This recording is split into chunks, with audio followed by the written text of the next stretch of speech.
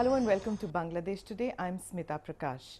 Today we meet with counter-terrorism expert Dr. Ajai Sahni, who's also the Executive Director of the Institute for Conflict Management in New Delhi. Thank you for speaking to us. I'd like to begin by asking you about the recent ruling where the Jamaat-e-Islami has been declared, their registration has been taken away, the court ruling in Bangladesh, and they cannot contest the elections anymore. And knowing the Jamaat, it's not going to take it lying down, and they're going to go on to the streets and there's going to be violence. Do you see a period of intense conflict in the next 5 months or 6 months before elections? Absolutely, but I'd like to say one thing before that. This is really restoring a status quo ante.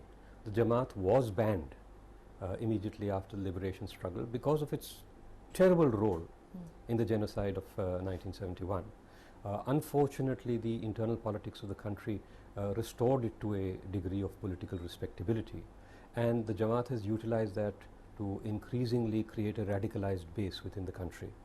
Now the courts have reversed or taken us back to the situation where the Jamaat has rightly been banned as an organization involved in crimes against humanity.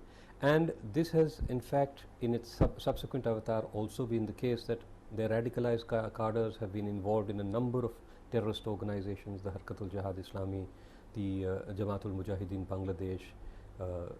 These Huji and all were not political outfits, right? They were terror outfits. They were terrorist outfits and clearly, and a large proportion of their leadership was actually ex-Jamaat cadre. Always ex-Jamaat. They maintained that distinction between the Jamaat and the terrorist outfits. But you had a very large representation of ex-Jamaat in their cadre and their leaderships. So they've engaged in terrorism also over the past decades. Rightly, this organization has been banned, but yes, it immediately raises the problem that having been excluded from the electoral political process, they will be driven underground and will engage more and more in criminal and underground violence. Now they seem to have a legit grievance, right? And well, they will have legitimate grievances of all sorts. Their first and foremost grievance is that Bangladesh is not an Islamic state, and that has to be which was imposed. Always the case. No, what I mean is right now they have even legitimate, in their eyes legitimate, that they are not able to even contest an election. So now the judiciary also comes under their well, that has been the range. case. Actually, this grievance, yes, the grievance in a sense has escalated. But this grievance in a sense has existed since 2010 when this whole war crime trial process started, and their top leadership right. was arrested and was processed again, and has one after another been sentenced. So I don't think there is any shortage of grievances. Okay. Moreover, this is an organization that will manufacture grievances. It exists on this primary grievance of injustice against Islam. So I don't think there is any unique cause over here.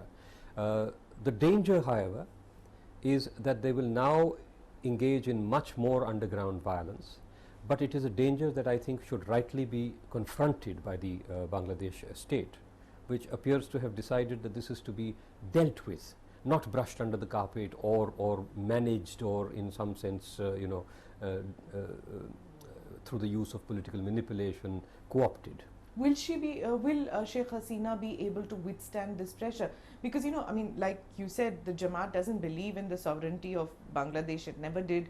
It didn't believe that it needed to be needed to break away from Pakistan. It's always had this this strain continuing in its protest against the secular fabric of the constitution, the parliament, about how Bangladesh should be run. Will she be able to withstand now this militant movement that they are going to unabashedly go into? You see, one can never really make predictions. It's a very unstable country. It's been comparatively extremely stable over the last 5 years. Sheikh Hasina has demonstrated tremendous will, and I think we see a further crystallization of will over the past 3 or 4 years. Through the war crimes trials, she has withstood massive street protests without backing off. So I think she has understood that this is a decisive battle. It is in fact a battle for the future and the life of Bangladesh, and of her, and not only political, perhaps her very survival Why is do you now say dependent. that? Well, I do not think that she would survive a BNP JEI regime again. Really, it's that bad? Oh, absolutely. I think she would be targeted by all means available if she loses power in Bangladesh. She would not be able to survive perhaps in Bangladesh. She may do so in exile. Because this is now, it's personal, it's life and death. So the level of intolerance in the BNP Jamaat combined has reached to such an extent that they would not hesitate to assassinate the top-rung leadership of the Awami League if they feel that their power base could be corroded, if they could lose the election, or do you see it as a post-election scenario only? I basically see it as a post-election scenario, except that, there have been attacks against her in the past as well. True. There have been assassination attempts against her in the past as well, all of them linked to this combine. So the fact that her life is threatened is not in question. The difference between being in power and being out of power is that she has the entire state to protect her at this juncture. And when she's out of power, the protection of the state would immediately be questionable or compromised. We've seen this happening in Pakistan. Yeah, one thought that Bangladesh was different, at least in the past 5 years, that the leadership didn't need to, leave the country if it lost the election. But obviously, it's not mature to that level. No, you see, the past 5 years are in discontinuity with the preceding 20 odd years. Correct. Which saw a continuous decline in the quality of politics and in the radicalization processes, in the greater intervention of violence in the political structures. So the past 5 years have been different because Sheikh Hasina has chosen to make them different. But it's still precarious, you say. It is still precarious. If you see the efforts of street mobilization and the efforts of disruption, they are quite continuous with the preceding trends, which have always been very, very high efforts of continuous efforts by opposition parties to disrupt normal functioning of governance through street protests. Now, this continues. So I don't think everything in Bangladesh has changed. What has changed is governance, and under this particular regime, if you take that element away, I would suggest you will come back to a much more vengeful old paradigm. Okay. When we talk about conflict situations just before election, the government in power usually takes populist measures. It eases up on harsh measures, even at a provincial level. You've seen that happening when it comes to cracking down on Maoists in India, when it comes to cracking down on terror groups in Pakistan. I mean, you saw what happened with the Punjab government there. They just, let it go to such an extent in Punjab and Pakistani Punjab. Now, do you think that Sheikh Hasina will be able to strike that balance that, of not cracking down completely on terror groups out there? Does she need to? Or does she have enough popular support in Bangladesh to really take these harsh measures that she does need to take to curb militancy there? You see, her popular support today is a base that is in direct conflict and opposition to the extremist radicalized constituency. It's a polarized situation.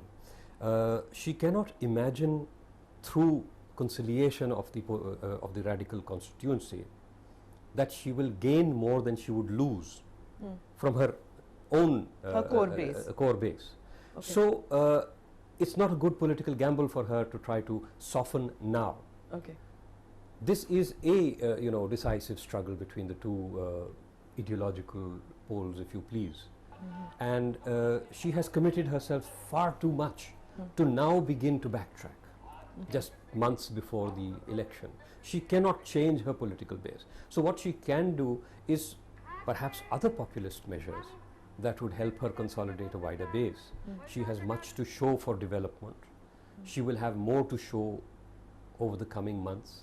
I think some. But the message gets, it gets diluted in sorts when there is a terror element going on. I mean, if that's what Jamaat wants to do, to up the ante, go into a mode where they literally shut down markets, band calls, which is what they're planning to do, then everything, development takes a back seat there. Not really, because you see, the band has to be very, very successful in order to, and it has to be very protracted. Now, what they have been doing is they have been able to break these protests very substantially. They have taken very harsh measures. They have been shooting into the crowds, and without any kind of national upsurge against it. In fact, what you really have is an unprecedented national upsurge against the radicals. The Shahbag movement. We have the Shahbag movement, and that Shahbag movement has actually spread across the country. Even against the war crimes verdicts, they were just sporadic events which happened, protests. Wherever you've seen soft verdicts against, or what were perceived as soft verdicts against the war criminals, you've had, almost spontaneous protests against them.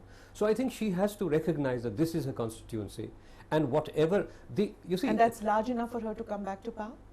That I could not predict. I would have said that 6 months or a year ago it was very uncertain. But as we are approaching the elections, she seems to be consolidating her base in Bangladesh. She is now seen as someone who is possibly the only option to provide stability. The radicalized constituency is not going to come to her. Okay.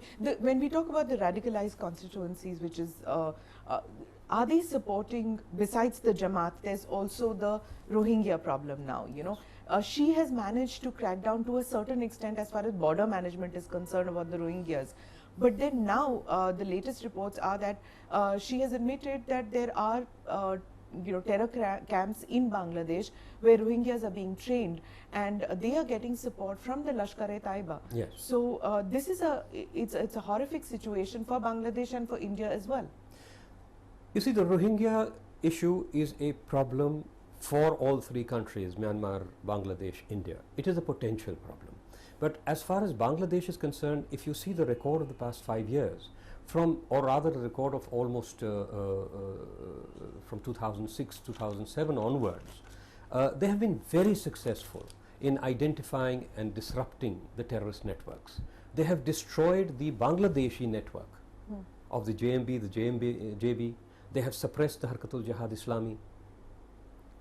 So it is not very easy. The Lashkar-e-Taiba is not a magical formation. But the Lashkar-e-Taiba comes with deep pockets. They're getting Saudi backing.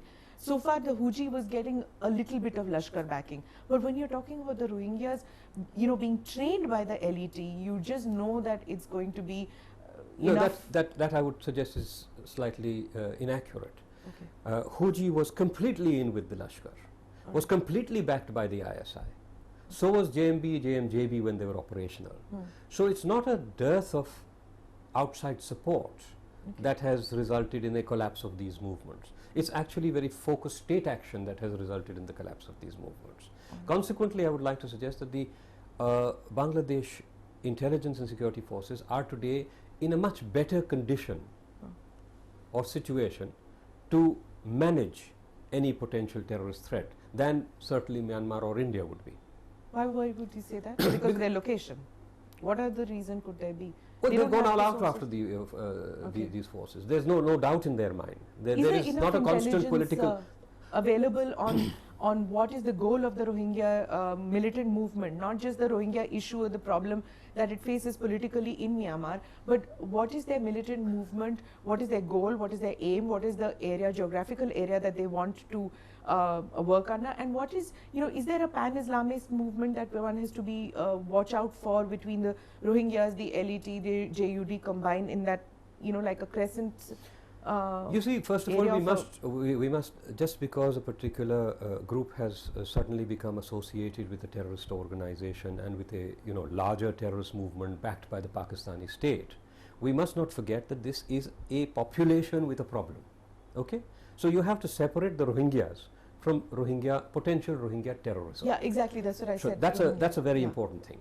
Now, when you say what are the objectives of the Rohingyas, who are you speaking of? No, are you just speaking the of militant. No, not the. You see, not the refugee Rohingyas who are coming and taking. So this distinction is very necessary. Absolutely. The political relief that the Rohingya populations are seeking are a different issue. The terrorists who are being mobilized by the external forces today, their objective is pan-Islamist, because they are being organized on a pan-Islamist platform. And I have a very clear intelligence on this, that the Lashkar-e-Taiba has placed a precondition on the Rohingyas that they will act against India as well. Yeah, Hafiz Saeed has made a statement where he's... Well, he hasn't said that the Rohingyas must act against India, but he's taken it as a broad Islamist thing that we will protect our brothers. But if you are trying to protect your brothers, your Muslim brothers in Myanmar, why are you mobilizing those brothers to fight against India? Because you have basically a pan-Islamist orientation. Now, do the Rohingya cadre share this, or the potential Rohingya cadre share this objective? That is not clear, but they may be forced or co-opted because of conditional assistance that they receive to act against India in future, and this is an Indian concern. Let me also add over here that Rohingya terrorism is still not a fact. Okay. It is still potential. We haven't seen any major acts of terrorism. You may see there has been training, very certainly reported. But it's There has time to movement watch of- out for this. Oh, absolutely. There is never time to sleep as far as security. Because is Sheikh Hasina, I mean, should she watch out for the fact that the Rohingya militant movement could join up with the Jamaat elements, and you know, it could be a huge problem on her hands? You see, if we see the various statements that have been made by the Bangladesh government over the past months, they are very clearly aware of the problem. So if they are aware of the problem, they have put out their position on the problem. I am sure their intelligence agencies and their security agencies are not sleeping over it. Thank you very much for speaking with us, Dr. Sahni. You're very welcome.